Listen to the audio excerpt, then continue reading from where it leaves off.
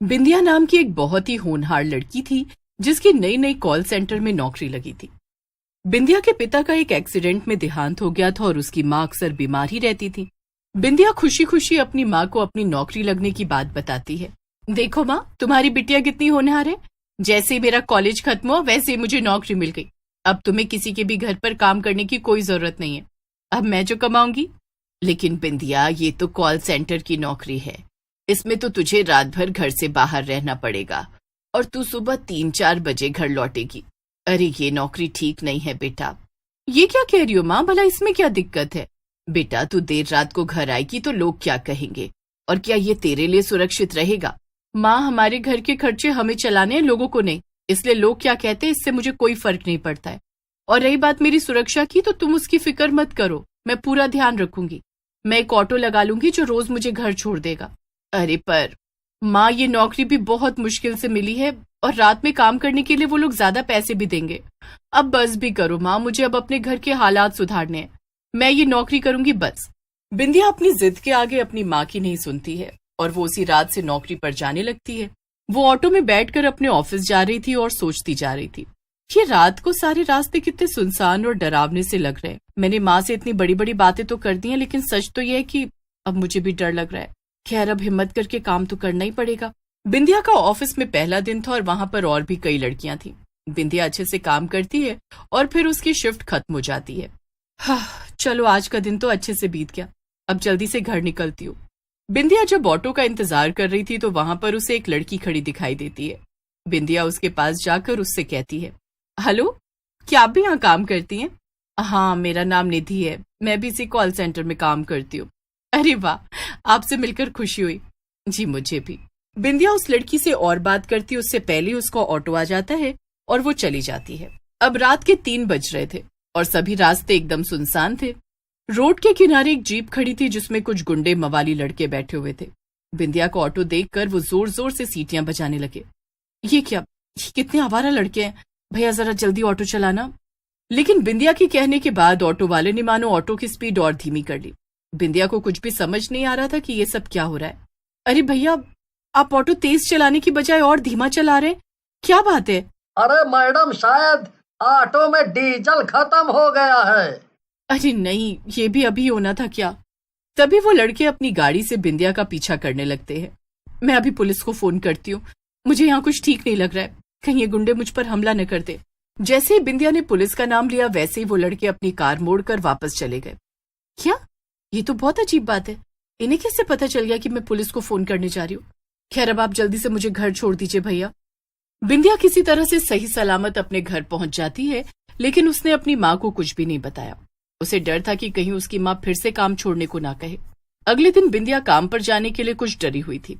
जब उसका ऑटो फिर से बीच रास्ते पर पहुंचा तो उसका ध्यान अचानक से रोड के किनारे खड़ी एक लड़की पर गया। ये वही लड़की थी जो बिंदिया को ऑफिस के नीचे मिली थी। अरे भैया, जरा ऑटो रोकना। बिंदिया ऑटो रोककर उस लड़की के पास जाती है और उससे कहती है, अरे तुम तो वही हो ना जिससे मैं कल मिली थी, तुम भला यहाँ क्यों खड़ी हो? हाँ, मैं यहीं पास में ही रहती हूँ, इसलिए पैदल चलकर ही ऑफिस आ जाती हूँ। अरे तो तुम पैदल क्यों जा रही हो? देखो ना, मेरा ऑटो यहीं खड़ा है, आओ ना तुम मेरे साथ चलो। बिंदिया के बार बार कहने पर निधि उसके साथ बैठकर ऑफिस चली जाती है। लेकिन जैसे ही वो दोनों ऑटो से उतरती हैं और बिंदिया ऑटो वाले को पैसे देने लगती है, वो लड़की फिर से गायब हो जाती है। अरे ये तो बड़ी अजीब लड़की है, ये बार बार गायब कहाँ हो जाती है? आज तो मैं इसे ऑफिस में ढूंढ कर ही रहूंगी। बिंदिया ऑफिस की रिसेप्शन पर जाकर निधि के बारे में पूछने लगती है। जी, मुझे यहाँ पर काम करने वाली एक लड़की के बारे में पूछना है, उसका नाम निधि है। नहीं, यहाँ तो इस नाम की कोई भी लड़की काम नहीं करती है। हाँ, कुछ वक्त पहले निधि नाम की एक लड़की थी, लेकिन अब वो यहाँ नहीं है, उसकी तो एक हादसे में मौत हो गई थी। ये सब सुनकर बिंदिया के पैरों तले जमीन ही खिसक जाती है। बिंदिया मन ही मन सोचती है, अगर इस ऑफिस में काम करने वाली निधि मर चुकी है तो वो निधि कौन थी जो अभी तक मुझसे मिल रही थी? बिंदिया अपनी डेस्क पर जाकर बैठ जाती है और उसका आज काम में बिल्कुल भी मन नहीं लग रहा था। उसके दिमाग में बस निधि घूम रही थी। उसे इतना परेशान देखकर उसके पास बैठी सुमन क्या बात है बिंदिया, तुम कुछ परेशान नजर आ रही हो, क्या हुआ? अरे सुमन, मेरे साथ एक बड़ी अजीब घटना घटी है। मुझे एक लड़की ऑफिस के बाहर मिलती है जिसका नाम निधि है, और वो मुझसे कहती है कि वो इसी ऑफिस में काम करती है, और अचानक से वो गायब भी हो जाती है। लेकिन आज मैंने रिसेप्शन पर जाकर पता किया कि यहाँ पर ऐसी कोई भी लड़की नहीं है। तो फिर आखिर वो कौन है जो मुझे मिलती है? क्या तुम्हें भी वो लड़की नजर आती है क्या? मुझे भी से क्या मतलब है तुम्हारा सुमन? क्या तुमने भी उसे देखा है? नहीं, मैंने नहीं, मगर बिंदिया तुमसे पहले यहाँ पर तुम्हारी जगह राधा काम करती थी, लेकिन उसे भी ऐसी एक लड़की दिखाई देना शुरू हो गई थी जो कि कहती थी वो इसी कॉल सेंटर में काम करती है। इसके बाद राधा बहुत डर गई थी क्योंकि वो लड़की चुड़ैल थी। राधा ने डर के मारे नौकरी छोड़ दी। बिंदिया ये सब सुनकर बहुत डर जाती है। क्या? चुड़ैल? ये तुम क्या कह रही हो सुमन? तुम्हारी बात सुनकर तो अब मुझे भी डर लग रहा है, कहीं उस चुड़ैल ने मुझे कुछ कर दिया तो। अब मैं क्या ही कहूँ, यही सच है बिंदिया, लेकिन अब अगर तुम उस निधि के बारे में जान ही गई हो तो अब उससे जरा संभल कर रहना और उससे दूर ही रहना। इतना कहकर सुमन वहां से उठकर चली जाती है। जब ऑफिस का काम पूरा हो जाता है तो बिंदिया डरते डरते घर जाने के लिए निकलती है। उसे डर था कि कहीं उसे फिर से वो चुड़ैल ना दिख जाए। बिंदिया इधर उधर देखती हुई चली रही थी कि तभी निधि उसके सामने फिर से आ जाती है। कैसी हो बिंदिया? क्या तुम आज भी मुझे अपने ऑटो से कुछ दूर तक छोड़ दोगी? वो काफी रात हो गई है और मुझे कोई दूसरा ऑटो नहीं दिख रहा। ये सुनकर तो मानो बिंदिया की सांसें ही थम गई। क्या? नहीं नहीं, तुम मेरे साथ नहीं चल सकती हो और तुम मुझसे दूर रहा करो। मुझे तुमसे कोई भी बात नहीं करनी। अब मैं यहाँ से जा रही हूँ और तुम दोबारा कभी मेरे सामने मत आना, बस। बिंदिया वहां से भागकर जल्दी से अपने ऑटो में बैठ गई और निधि उसे देखती रही। कुछ दूर जाने के बाद बिंदिया की जान में जान आई। ओहो, आज तो बाल बाल बची। पता नहीं ये चुड़ैल मेरे पीछे क्यों पड़ गई है। पता नहीं इसे मुझसे आखिर चाहिए क्या। तभी बिंदिया को ऑटो वाला अचानक से ऑटो रोक देता है। क्या हुआ भैया, ऑटो क्यों रोका है? बिंदिया सामने देखती है कि सामने वही गुंडे लड़के थे और वो अपनी कार में बैठे हुए थे। वो लड़के उसे देखकर जोर जोर से हंसने लगते हैं।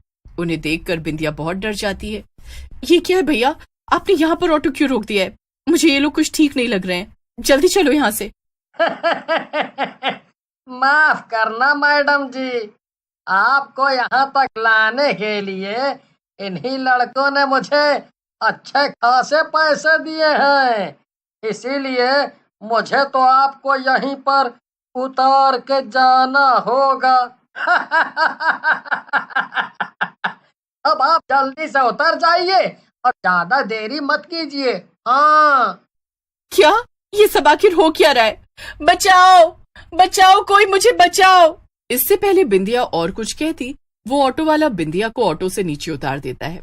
ये देखकर बिंदिया जोर जोर से मदद के लिए चिल्लाती है। तभी एक डरावनी सी चुड़ैल उसके सामने आकर खड़ी हो जाती है। बिंदिया और ऑटो वाले सहित वहां खड़े सारे लोग भी चुड़ैल को देखकर डर जाते हैं। अरे नहीं, ये तो वही कॉल सेंटर वाली चुड़ैल है, भागो यहाँ से। क्या? कॉल सेंटर वाली चुड़ैल? मतलब कि निधि? हाँ, ये मैं ही हूँ बिंदिया, तुम्हारी दोस्त निधि, और तुम्हें मुझसे डरने की बिल्कुल भी जरूरत नहीं है। मैं तुम्हें कोई नुकसान नहीं पहुंचाऊंगी। चुड़ैल देखती है कि वो लड़के और ऑटो वाला भागने की कोशिश कर रहे थे, लेकिन चुड़ैल उस ऑटो वाले के ऑटो में और उन गुंडों की कार दोनों में ही आग लगा देती है, जिससे कि वो सब अंदर ही अंदर जलकर मर जाते हैं। ये सब आखिर हो क्या रहा है यहाँ? तुमने इन सबको क्यों मारा? मैं तुम्हें सब कुछ समझाती हूँ। असल में मैं पहले उसी कॉल सेंटर में काम करती थी जहाँ अभी तुम करती हो। ये गुंडे अक्सर इसी जगह पर आकर मुझे छेड़ते थे। ये ऑटो वाला भी इन्हीं से मिला हुआ था। इन लोगों ने मिलकर बहुत सारी लड़कियों की जिंदगी बर्बाद की है। एक दिन जब इन लोगों ने मुझे भी फंसाना चाहा तब मैं यहाँ से भाग निकली, लेकिन इन्होंने मेरा पीछा किया और जानबूझकर मुझे टक्कर मार दी ताकि मैं पुलिस में इनकी कंप्लेन न कर सकूं। इस टक्कर से मेरी जान चली गई और मैं यहीं भटकने लगी। क्या? ये तुम क्या कह रही हो? क्या ये सच है? पर फिर तुम क्या हमेशा ऐसे ही भटकती रहोगी? हाँ, जब मेरी जान गई तब से मैंने ये ठान लिया कि मैं इन लोगों को किसी भी लड़की की जिंदगी बर्बाद नहीं करने दूंगी। इसलिए मैं कॉल सेंटर के पास ही भटकती थी और यहाँ से आने जाने वाली लड़की की रक्षा करती थी।